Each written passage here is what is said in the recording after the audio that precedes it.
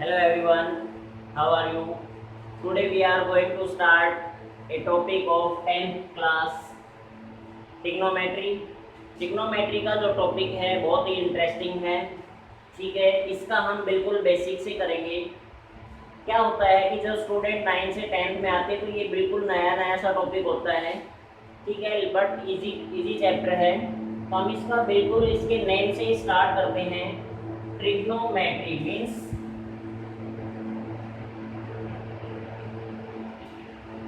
Trigonometry क्या होता है? हमारे पास 3 वर्ड से बना हुआ है। हमारे पास क्या है? ट्राई, एक है हमारे पास गोनो, एक है हमारे पास मेट्रिक। ट्राई मीन्स कितना हो जाएगा हमारे पास 3, गोनो मीन्स ट्राई मीन्स कितना होगा हमारे पास 3, गोनो मीन्स साइज। ठीक है, metric means measurement. Trigonometry in this chapter we will study the three sides का मेजरमेंट है उसको हम पढ़ेंगे। 3 साइड्स का कोई भी पॉलीगन होता है वो हमारे पास सभी को पता होता है, वो कौन सा होता है? ट्रायंगल। तो मैं आपको बता देता हूँ ट्रिग्नोमेट्री चैप्टर के अंदर स्पेशली हम ट्रायंगल पे बात करेंगे। But you know very well कि टाइप्स ऑफ ट्रायंगल हैं वो हमारे पास कितनी होती हैं? 6 टाइप होती हैं। 6 टाइप होती हैं on the basis of angle और साइड्स पे, दोनों पे टोटल करके 6 साइड होती हैं। But in this chapter we will discuss about right angle triangle. किस ट्रायंगल के बारे में डिस्कस करेंगे हम? Right angle triangle. अब राइट एंगल ट्रायंगल के नेम से पता लग जाएगा, वैसे भी आपने छोटी क्लासेस के अंदर पढ़ी हुई है। Right angle means 90 degree. जिस ट्रायंगल के अंदर single angle means one angle 90 degree का हो जाएगा वो हमारे पास क्या होगी? Right angle. ये मैंने ट्रायंगल बना दिया यहाँ पे, ये राइट एंगल ट्रायंगल है बेटा। अब इसको मैंने नाम दे दिया ए, बी और सी। अब ट्रायंगल के अंदर टोटल 6 पार्ट होते हैं हमारे पास। 3 साइड होती हैं और 3 क्या होते हैं? एंगल। ये ए एंगल, बी एंगल और सी एंगल। ये जो एंगल है ये 90 डिग्री का होता है। ठीक है, राइट एंगल ट्रायंगल के अंदर वन एंगल 90 डिग्री का होता है। 90 डिग्री की जो अपोजिट साइड होती है वो सभी को पता है हाइपोटेनस होता है। ये जनरली हम बेस लेते हैं और ये क्या लेते हैं? हमें परपेंडिकुलर लेते हैं। ठीक है, अब राइट एंगल ट्रायंगल पे सभी को पता है कौन सी फॉर्म लगती है? जब हमारे पास 2 साइड गिवन होती हैं, थर्ड साइड हमें फाइंड आउट करनी होती है। इस चैप्टर के अंदर भी जब हम क्वेश्चन सोल्व करेंगे तो ऐसा हमें मिलेगा कि 2 साइड गिवन होंगी और थर्ड साइड हमें फाइंड आउट करनी होगी। तो इसके लिए सभी को पता है, सुना हुआ नेम है पाइथागोरस थ्योरम। पाइथागोरस थ्योरम है वो यूज होगी। पाइथागोरस थ्योरम क्या होती है? इस साइड का जो स्क्वायर है मींस हाइपोटेनस का स्क्वायर किसके इक्वल होगा? परपेंडिकुलर स्क्वायर और प्लस में बेस का स्क्वायर। ठीक है, कोई भी हमारे पास इनमें से 2 गिवन होंगे, थर्ड हमें फाइंड आउट कर लेंगे। इन दिस चैप्टर 3 साइड्स हमारे पास गिवन होंगी, तब हम ट्रायंगल के जो ट्रिग्नोमेट्रिक रेशियोज हैं वो फाइंड आउट करेंगे। अब क्या होता है कि जैसे हमारे पास इसमें परपेंडिकुलर और बेस है ना, जनरली तो हम यही लेते हैं, लेकिन इस जब हम किसी भी ट्रायंगल के अंदर परपेंडिकुलर और बेस इसमें पहले डिसाइड करना पड़ेगा हमें। ठीक है, जो जैसे ये राइट एंगल ट्रायंगल है, ये राइट एंगल है और ये दोनों के हमारे पास एक्यूट एंगल है। कैसे एंगल है बेटा? एक्यूट एंगल है। अगर हमें इस एंगल के ट्रिग्नोमेट्रिक रेशियो फाइंड आउट करने हैं तो इसका अपोजिट साइड परपेंडिकुलर लेनी है। ये परपेंडिकुलर होगा, ये बेस। अगर इसके ट्रिग्नोमेट्रिक रेशियो फाइंड आउट करने हैं तो इसके अपोजिट साइड इसको हम परपेंडिकुलर लेंगे और इसको हम क्या लेंगे? बेस लेंगे। ठीक है, तो इस बात का सिर्फ ध्यान रखना है। अब एक वर्ड जो मैं बार बार यूज कर रहा हूं, ट्रिग्नोमेट्रिक रेशियो। Trigonometric ratio. अब ट्रिग्नोमेट्रिक रेशियो क्या होते हैं हमारे पास? राइट एंगल ट्रायंगल के अंदर एक रिलेशन होता है between angle and the length of its side. Trigonometric ratio में क्या होता है? रिलेशन होता है, किस किस के बिटवीन होता है हमारे पास? जो एंगल हैं और जो length of sides means triangle की जो साइड है उनकी जो लेंथ है। ठीक है, अब ये ट्रिग्नोमेट्रिक रेशियो कैसे फाइंड आउट करने होते हैं, जैसे हमारे पास अब 6 ट्रिग्नोमेट्रिक रेशियो होते हैं हमारे पास। जैसे हम बात करेंगे साइन, कोस,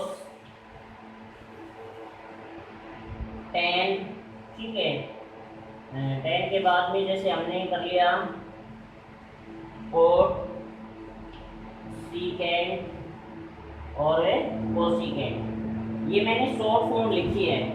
ये साइन होता है पूरा, ये कोसाइन होता है, ये टेंजेंट होता है, टेन लिखा है मैंने, ये कोटेंजेंट होता है, कोट लिखा है, ये सीकेंट होता है, ये सीकेंट सेक लिखा है मैंने, इसको कोसेक लिखा है, ठीक है। अब इनके पीछे एक ये जो एंगल है हमारे पास ये लगे हुए मिलेंगे। जनरली आपको नया वर्ड सुनने को मिलेगा थीटा। थीटा क्या मिलेगा आपको? थीटा एक वर्ड सुनने को मिलेगा आपको। इनके पीछे लगा दिया मैंने sine theta, cos theta, tan theta, cot theta, secant theta और कोसिकेंट थीटा। अब ये थीटा क्या है यहाँ पे? ये बेटा एंगल है। क्या है? एंगल।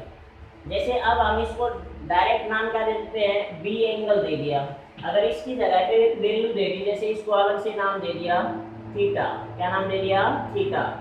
तो अब ये जो एंगल दिया हुआ है इसके ट्रिग्नोमेट्रिक रेशियो मींस इनकी वैल्यू कैसे हमें फाइंड आउट करेंगे, ये इसके अंदर हम सीखेंगे कैसे। इसके लिए बेटा एक रूल है हमारे पास, सभी को याद रखना है। पंडित बद्री प्रसाद हर हर बोले। इसको इस तरीके से याद रखेंगे, एक ट्रिक है याद करने की। पंडित बद्री प्रसाद हर हर बोले मीन्स, और इनके बीच में मैंने ये साइन लगा दिया, अपॉन का साइन लगा रहे डिवाइड का। जैसे परपेंडिकुलर अपॉन हाइपोटेनस लेंगे तो वो किसके इक्वल हो जाएगा हमारे पास? साइन। ये क्या हो जाएगा? कोस। ये क्या हो जाएगा? टेन। Sine cos ten. अब इससे इधर आ जाओ उल्टे, ये क्या हो जाएगा? कोट। ये क्या हो जाएगा हमारे पास? सीकेंड। और ये क्या हो जाएगा हमारे पास? कोसिकेंड। तो ये जो रूल है ये सभी को अच्छे से लर्न करना पड़ेगा। पंडित बद्री प्रसाद हर हर बोले। जैसे आप ये कह रहे हैं कि इस ट्रायंगल के अंदर ये जो एंगल बी है इसके 6 ट्रिग्नोमेट्रिक रेशियो फाइंड आउट करने हैं, और एंगल बी का बी नेम नहीं है, यहाँ पे अलग से नेम दे दिया थीटा। क्या नेम दे दिया? थीटा। तो अब साइन थीटा हम कैसे निकालेंगे? Sine theta, cos theta, tan theta, ये किस तरीके से हमें फाइंड आउट करेंगे 6 ट्रिग्नोमेट्रिक रेशियो। तो सबसे पहले मैं साइन थीटा की बात करता हूँ। साइन थीटा हम किस तरीके से फाइंड आउट करेंगे? तो जैसे हमारे पास साइन थीटा है, अब यहाँ पे ये लिख लेना रफ नोटबुक में एक साइड में। परपेंडिकुलर अपॉन बेस क्या होता है? साइन थीटा होता है। परपेंडिकुलर अपॉन में बेस क्या होता है? साइन थीटा होता है। Perpendicular upon base. इस ट्रायंगल में परपेंडिकुलर क्या है हमारे पास? AC और बेस क्या है? AB। तो क्या हो जाएगा हमारे पास? AC sorry perpendicular upon hypotenuse है हमारे पास। तो परपेंडिकुलर तो क्या हमारे पास? AC और हाइपोटेनस है वो क्या है हमारे पास? है BC। तो ये क्या होगा? साइन थीटा इस तरीके से निकालेंगे। अब कोस थीटा निकालेंगे। कोस थीटा यहाँ पे क्या है भाई? Base upon hypotenuse. तो बेस हमारे पास B अपॉन H। बेस कितना हो गया? AB, और हाइपोटेनस है वो क्या हो जाएगा हमारे पास? सभी को दिखाई दे रहा है BC, ठीक है। अब नेक्स्ट हमने फाइंड आउट किया टेन। टेन थीटा कैसे फाइंड आउट करेंगे? टेन थीटा क्या होता है? Perpendicular upon base. Perpendicular upon base. तो परपेंडिकुलर कितना है? AC, और बेस कितना हमारे पास? AB। अब 3 हमने फाइंड आउट कर लिए, लेकिन 3 और बचते हमारे पास। वो कैसे हम फाइंड आउट करेंगे वो सुन लो।